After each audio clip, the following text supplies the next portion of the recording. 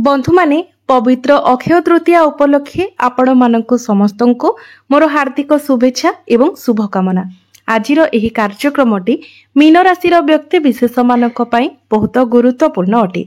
तो आपणकर जदि मीन राशि होता है तो भिडियोटी को स्किप न करी थरे मात्र शेष पर्यंत निश्चय देखंतु, कारण मीन राशि व्यक्ति विशेष मानकर जीवन एही पवित्र अक्षय तृतीया परठारु संपूर्ण भाव में बदलिबाकु जाउछि। कारण ग्रह नक्षत्र मानकर चलन रे एक बहुत बड़ परिवर्तन हेबाकु जाउछि, जहा फल आपणक जीवन रे मध्य एक बहुत बड़ परिवर्तन हेबाकु जाउछि। अक्षय तृतीया परे सूर्यंक समेत देवगुरु बृहस्पति, राहु एवं केतु निजर राशि परिवर्तन करबाकु जाउछंती। तो 12टी जाक राशिर व्यक्ति विशेष मानक उपरे एहार बहुत अधिक प्रभाव पड़िबाकु जाउछि। 12टी जाक राशिर व्यक्ति विशेष मानकर जीवन रे एक बहुत बड़ परिवर्तन हेबाकु जाउछि।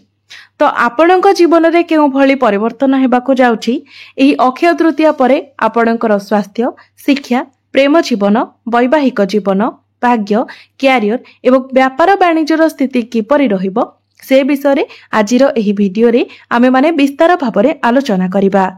अक्षय तृतीया परे नवग्रहंकर स्थिति आपणक पई किपरि रहिबो से विषय मध्ये जानिबा। नवग्रह आपणकु केउ भली फल प्रदान करिवे, एहा सहित अशुभत्व प्रदान करुथिबा ग्रह मानक पई किछि विशेष प्रतिकार मध्ये जानिबा। सेथिपाई आपणकर जदि मीन राशि होइथाय तो भिडियोटी को लाइक करी चैनलटी को सब्सक्राइब करि दियंतु एवं कमेंट बॉक्स रे भक्ति एवं श्रद्धार सहित जय श्री विष्णु, जय मां लक्ष्मी निश्चय लिखंतु। तो बंधु माने आसंतु आरंभ करिबा आजिर एही कार्यक्रम को, जहा आपणकर जन्म राशि एवं चंद्र राशि उपरे आधारित अटे। तो राशि चक्रर 12 गोटी राशि मध्यरु अंतिम राशि हेउछि मीन राशि एवं मीन राशिर राष्ट्राधिपति हेउछंती देवगुरु बृहस्पति। तो बंधु माने पवित्र अक्षय तृतीया परे आपणक कुंडलीर प्रथम भावरे विराजमान रहिबे शनि, बुध, शुक्र एवं राहु। आपणक कुंडलीर द्वितीय भावरे विराजमान रहिबे सूर्य, तृतीय भावरे विराजमान रहिबे देवगुरु बृहस्पति, पंचम भावरे विराजमान रहिबे मंगल, आपणकर सप्तम भावरे विराजमान रहिबे केतु। तो सर्वप्रथमे आसंतु जानि नेबा आपणकर स्वास्थ्य किपरि रहिबो एही पवित्र अक्षय तृतीया परे। तेबे बंधु माने आपणक कुंडलीर प्रथम भावटी होइथाय आपणकर स्वास्थ्यर भाव, इम्युनिटी सिस्टमर भाव एवं आपणकर प्रथम भावर अधिपति हेउछंती देवगुरु बृहस्पति, जे कि आपणकर तृतीय भावरे विराजमान अछंती। मात्र 15 मई को गुरु आपणकर चतुर्थ भाव को चलन करिवे। तेबे बंधु माने जेबेठारु गुरु आपणकर तृतीय भावरे थिले तो आपणकर मोटापण बढ़िबा भली समस्या देखा देउथिला। लिवर, डाइजेशन, गैस्ट्रिक ए सब समस्या देखा देउथिला। तेबे 15 मई को जतेबेले गुरु निजर राशि परिवर्तन करिवे ताहा आपणक पई सबुठारु बड़ परिवर्तन हेबो। 15 मई ठारु आपण निजर स्वास्थ्य रे सुधार देखिबाको पाइबे। पूर्वरु आपणक स्वास्थ्य रे जहाँ भी किछि समस्या थिला आपणकर स्वास्थ्य जनित समस्त समस्या गुड़िक दूर होइजिबो। आपण निजको स्वास्थ्यवान अनुभव करिवे। एबे आसंतु जानिबा आपणकर शिक्षा क्षेत्र किपरि रहिबो एही पवित्र अक्षय तृतीया परे। तो बंधु माने कुंडलीर पंचम भावटी होइथाय आपणकर शिक्षार भाव। तो आपणक पंचम भावर अधिपति हेउछंती चंद्रमा, जे कि प्रति 2 दिन रे निजर राशि परिवर्तन करिथांती। तेबे आपणक पंचम भावरे विराजमान अछंती मंगल। तेबे पाठ पढ़ा आपणकर अक्षय तृतीया परे बहुत भल रहिबो, किंतु मंगल आपणकर पंचम भावरे थिबा हेतु आपण टिके मोबाइल आड़ को अधिक अट्रैक्ट हेबे एवं गेमिंग रे आपणकर मन अधिक लागिबो। या सहित आपण सांग साथी मानक सहित एन्जॉय करिबा पई मध्ये टिके अधिक समय देबे। तेबे बुध एवं शुक्र आपणकर केंद्र रे थिबा हेतु आपणकर पाठ पढ़ा किंतु बहुत भल रहिबो।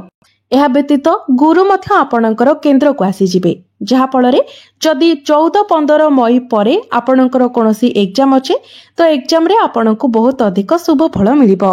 एवं 14-15 मई परे जदि आपण किछि एडमिशन नियंती किबा फॉर्म फिलअप करंती तो ताहा मध्य आपणको पई भल रहिबो। एबे आसंतु जानिबा आपणकर प्रेम जीवन किपरि रहिबो एही पवित्र अक्षय तृतीया परे। तो बंधु माने कुंडलीर पंचम भावटी आपणकर शिक्षार भाव हेबा सहित पंचम भावटी मध्ये होइथाय आपणकर प्रेम जीवनर भाव। तो आपणकर पंचम भावर अधिपति हेउछंती चंद्रमा एवं चंद्रमा प्रति 2 दिन रे निजर राशि परिवर्तन करिथांती। तेबे अक्षय तृतीया परे आपणक प्रथम भाबरे शुक्र विराजमान थिबा हेतु अक्षय तृतीया परे आपणकर प्रेम जीवन बहुत भल रहिबो। आपणक मध्यरे बुझामणा बहुत भल रहिबो। भाइब्स मध्य बहुत भल रहिबो। आपणक मध्यरे अट्रैक्शन बढ़िबो।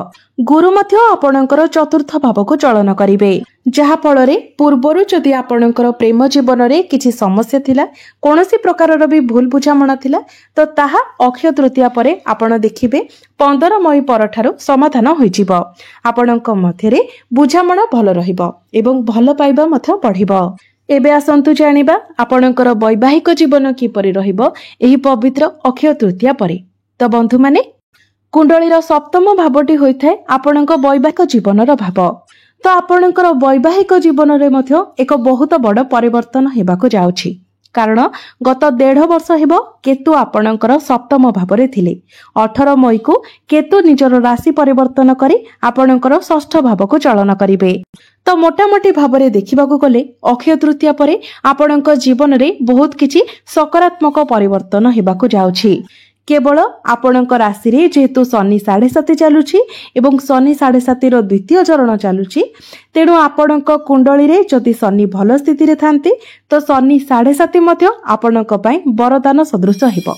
मात्र शनि जदि आपणक कुंडली रे खराब स्थिति रे थांती तेबे एही समय आपणक पई टिके कष्टदायक होई पारे। तेबे एथि पई आपण प्रतिकार करिनेबा उचित। तो प्रतिकार गुडिक आमे वीडियो शेष रे जानिबा। तेबे केतु जेतेबेले आपणक सप्तम भावरु बाहरी जिवे तो पूर्वरु आपणकर वैवाहिक जीवन रे जहाँ भी किछि समस्या थिला, जो मानसिक दुश्चिंता देई आपण गति करुथिले, से सबुरे आपण सुधार देखिबाको पाइबे। आपणकर वैवाहिक जीवन सुखमय हेबाको लागिबो। आपणक मध्यरे भल पाइबा बढ़िबो। बुझामणा मध्य भल रहिबो।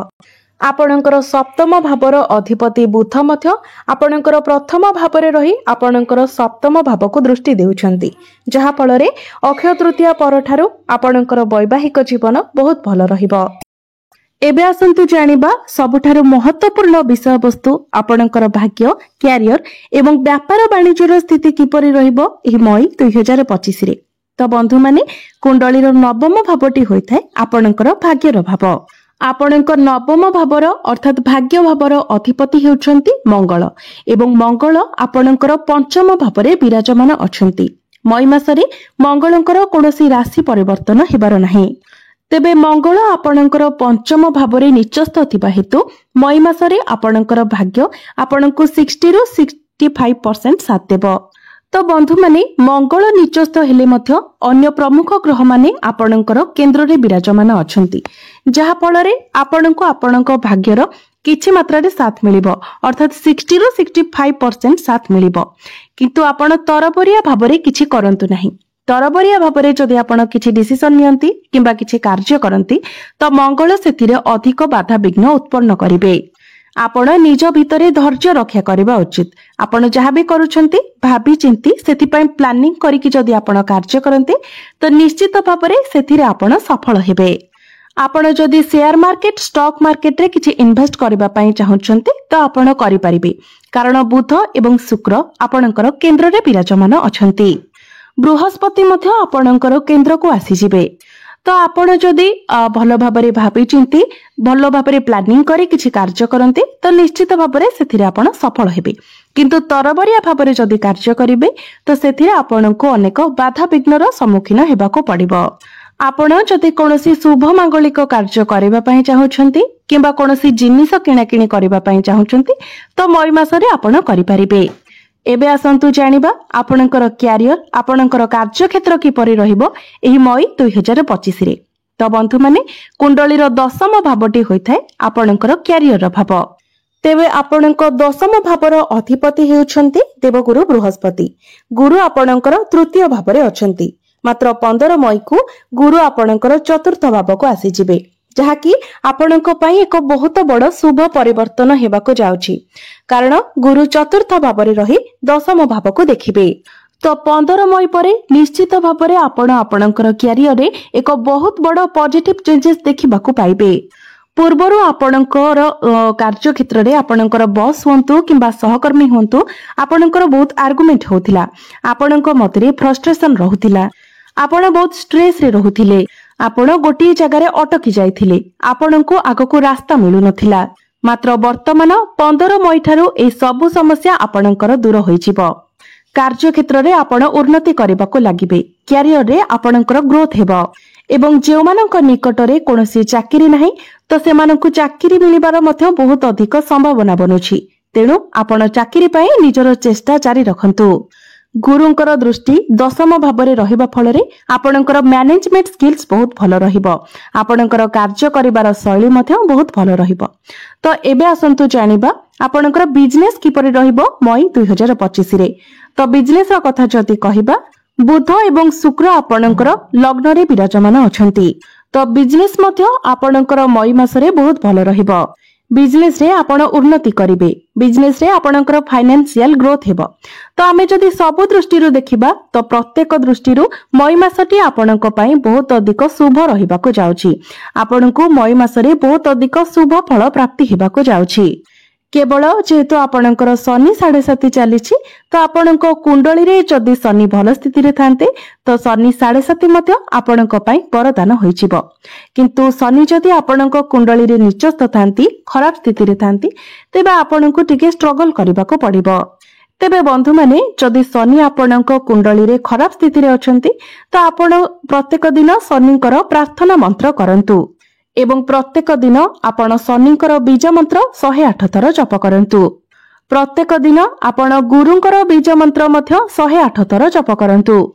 एवं मंगल जेहेतु आपणकर निचस्थ अछंती तेणु मंगलंकर प्रतिकार स्वरूप आपण प्रत्येक दिन मंगलंकर बीज मंत्र 108 थर जप करंतु एवं प्रत्येक दिन आपण हनुमान चालीसार पाठ करंतु। निश्चित भावरे जहाँ सब अशुभत्व रहुछि से सब अशुभत्व गुड़िक आपणकर खंडन होइजिबो एवं आपणको अधिक मात्रा रे शुभ फल प्राप्ति हेबो। तो बंधु माने आपणकर जीवन मंगलमय हेउ, एहा ही ईश्वरक निकटरे मोर प्रार्थना।